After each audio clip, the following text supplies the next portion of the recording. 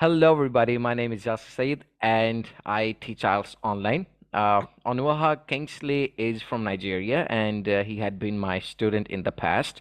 Kingsley had some problems with his writing and speaking as well. Even though Nigeria's first language is English, Kingsley was already doing much better than other students that come to me with problems. But yes, there were some issues that I noticed, and I went on giving classes. So just wanted to know more about you, Kingsley. How's everything going on? Fine, thank you, sir. Nigeria is cool as well. What was your band score before coming to me, and what perceived you, what changed your perception to enroll with me and get writing and speaking feedback? Okay, I think my overall bond score before I came to you was 7.5 over 9. Mm-hmm. So I had an 8.5 then in listening. I had a 7 in reading, 7.5 in I think writing, and then 7.5 in speaking as well. Okay. So yeah, after 2 years, the result expired. So I needed to sit for a new IELTS, as the case may be. Now, Mm-hmm. while I was going through, I've forgotten if it's Assad Yakub's page on YouTube. Asad Yakub is an Yeah, amazing IELTS instructor. e- exactly. So I saw an interview he had with you, and I just became interested in, working with you. So personally, I have his contact on WhatsApp, but after that, after that interview I watched on YouTube, I decided to, approach you, and then Mm-hmm. that was what that was the introduction from there. So I got to introduce myself, and we got talking, and I joined your class. So afterwards, I wrote after about 2 months, I think so, or thereabout, because I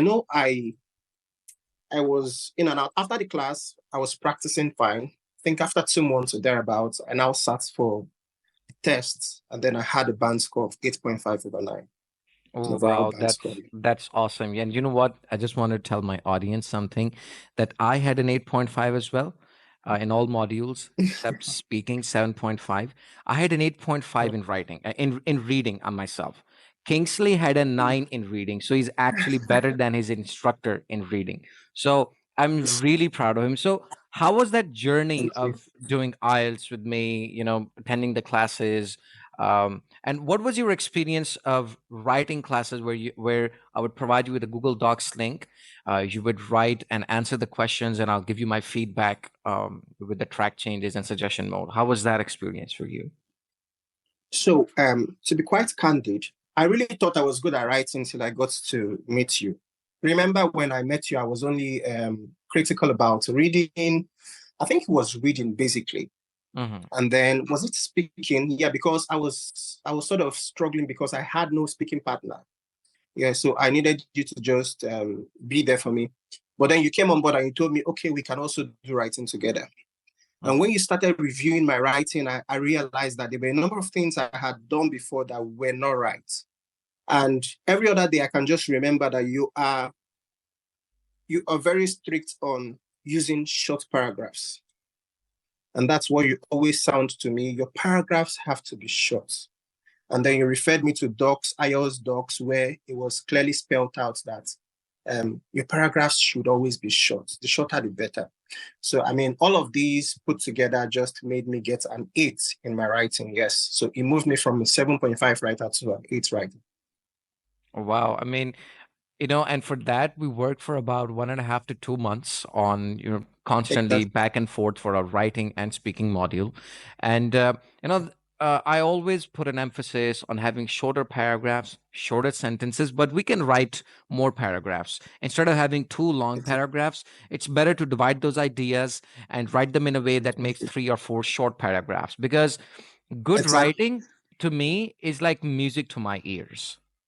Good writing is a music to ears, and that should always be like this with the examiner as well. So whenever your examiner is reading, it seems like as if someone is talking to him, and it's so beautiful. Every paragraph has a clear structure of the different types of ideas that you have. So other than that, what was your experience? What were the mistakes that you believe students should not make if they need to get an 8 band score? I mean, what type of complex or simple sentence structure, grammar, spelling, synonyms, vocabulary. What are your thoughts and experiences about that? I know you also laid emphasis on the use of simple words. Mhm. You know, when you started, um, what's it called, reviewing my work, my writings, you were critical about my usage of, like, say, complex words. So I also tried as much as possible to use that on test day. And that's why I tell people as well. I've learned from you that it's good to make it simple. The simpler, the better. Use simple words that are that are fit for the context of the writing. Yes. So I think that's one of the mistakes people make. The test is not about how complex your words are, but how can you be able to send an idea in the right structure. Yeah. Mhm. And all of these were things I learned from you. Well, that's awesome. So I just want to know, how was your experience of actually giving the test on the computer base? Because, this is the biggest question I've often asked. And there's a lot of fear and anxiety among my students, in fact, potential students that approach me that, oh, I can't do computer based. It's too technical. I have to open up stuff. And, I don't know how long it's going to take. So, how did you divide that? Divide the task one and two, the time that you need, and how long should you actually take writing that, managing all that stress and anxiety for a computer based test? Okay. So I would say that why I opted for the computer-based test was because I am somewhat used to the computer. So if a candidate wants to sit for exam, the first question you need to ask yourself is, am I conversant with the usage of computer? If you're not, then you can go for the paper-based, which is fine. Now, when you're doing the paper-based, you have to have a good writing so that the examiner understands what you're doing. Yeah. Well, because I'm conversant with the usage of the computer and I'm somewhat fast, now I also practiced. And that's the most important thing. You need to practice to get better. So I did my practice. I constantly did my practice and I got better at typing fast. Now, when it comes to writing tasks, I think I had about 18 to 20 minutes on test day Hmm. after answering task one and two. And that was what you always encouraged me to do. I should have ample time to proofread my work, to go through it once, twice, as the case may be, and make sure that I dot the I's and cross the T's, which was what I did. Yes. So other candidates, I'll just advise that depending on what works for you and how much you've practiced with that tool, then go for that exam. Great. Yeah. So, how much time do we spend on task one and task two? I mean, how much time did it actually take you to write and edit and proofread both of them? And so I did that within 40 minutes. And I had like 20, within 42 minutes, but I had ample time to go through my work. Now, Okay. which is all you sounded to us, you need to organize your work first off before going into it. So once the organization is there, it's going to be easier for you to answer these questions in little or no time. Wow, awesome. So let's talk about the speaking module. A lot of people say that we need to use idioms, try to make up with an accent, and I can clearly see what did you get in speaking module, by the way? Okay, so I got a 7.5. Great. So I can clearly see that you do not speak English in a US or a UK accent. You don't have that accent, and yet you have a grade 7.5, which is actually good. So what really do you believe examiners look for in the speaking test? I think they just want to hear you. They want to see they want to hear your conversation basically and your usage of tenses. Now, you said something about Ah, idioms. tenses. Idioms, yes. So idioms are quite important when it comes to speaking test. All right. So let's now talk Yeah. about you had a 9 in reading, right? Yeah. That's a 40 out of 40. What was your strategy? Yeah. Did you first read all those paragraphs, or did you actually focus on focusing on doing the easier ones first and then reading the paragraphs? How did that work out? You know, I asked you this question while I was preparing, and you told me no, I should follow the order in which the questions have been asked. So I didn't go from difficult to easy. So I just followed from question one down to 40 as a case may be. And what I did was the same thing you've told us, to keep practicing. Now, the strategy you've given to me might not work for me if I do not practice and understand how this strategy works. Okay, so every student that should be going for this exam and that should be under you, once you've given them a strategy, they should be able to understand how the strategy works on their own, and then they can refine it to their taste. And that was what I did on test day.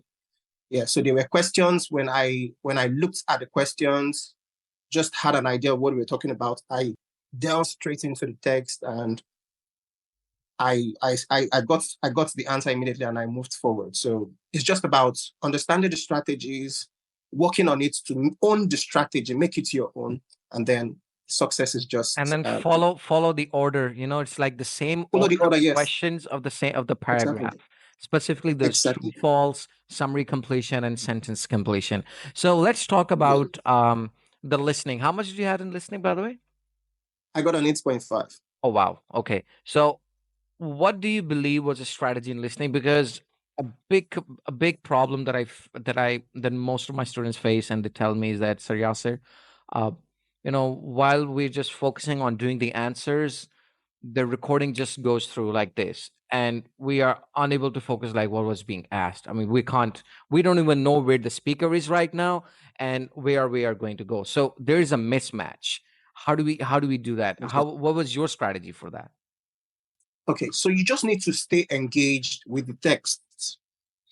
And what I did that was quite helpful was that I was constantly underlining. Okay, it helps you stay engaged with the text. So for those taking computer based, you can highlight. So you learn how to highlight on test day. You highlight the keywords, keep highlighting them, and it helps you to understand, okay, this is what this person is talking about, this is what this question is talking about, and this is the option they're actually talking about at this time. That's number one. The second strategy I think that works is that most times you're giving, say, 30 seconds or thereabouts to go through your work, to confirm after a section. You're giving 30 seconds to go through what you've done in that particular session. Now, what I do is that, I do not go through. I have already gone through that in the course of the recording for that session. So within that 30 seconds, I move to the next part of the listening, to the next questions, to the next section, and I start underlining, I start engaging the text to make sure that by the time the audio starts speaking for this section, I'm already abreast with Yes. exactly. That's Yes, that's the key thing, because what students do is, they hear this. Okay, so this is the start of part one. You will now hear a recording, but before you hear the recording, you have some time to check the questions. And even if they yes, get 15 or 20 seconds of time, they don't check the questions. They just wait for that's the the thing. recording. They just wait that, okay, once the recording is played, we'll start. Once the recording is played, they get absolutely lost and have no freaking Exactly. idea where they are right now in the recording. Exactly. So you need to engage immediately and go forward, move ahead, and that should just be fine. Well, I guess that is like the crux of everything that you said. Any last words you want to talk about overall when it comes to preparation? How much ideal time like should be? I always tell my students 1.5 months should be ideal. I mean, it should not be one less than a month, but should not go over 2 months, because if you keep on practicing and practicing without any registration, without any clear goal and plan, you're going to get eventually nowhere, because you will never get complete. Your preparation will never finish. You'll just keep Exactly. on preparing. That is what I say. What are your thoughts about it? So I actually accede to what you've just said. You've just said it. So 1 month, 1.5 months is fine. Whenever you feel like you're ready, because there are times when, okay, your score starts moving from, say, a 35 over 40 to possibly 38, within the region of 38 to 40. 39, 40, and you remain consistent at that level. I mean, it's time to take the test. So whenever you feel like, oh, you're ready, please take that test within this time frame. 1 month, back 2 months, you should be fine. So if you extend the time, you might just lose interest, basically. That's it. So do not extend it for a longer period. So when you're consistently practicing and honing the skills, trying to make sure that you own your strategies, 1 month, 2 months, you should be ready for the test. Yeah. That's an amazing job, and thank you so much, Kingsley, for your time. I can honestly say it was like the best thing that ever happened so far. I have so much students who've got a 6.5. Some of them went on to get a 7.5, but none as good as you. I wish you all the best, and whatever your immigration purposes are, whichever country you want to go, may those be completed, and may all of your wishes come true. And thank you so much Yeah. once again for this interview. All right. Thank you so much. I appreciate it. The same here.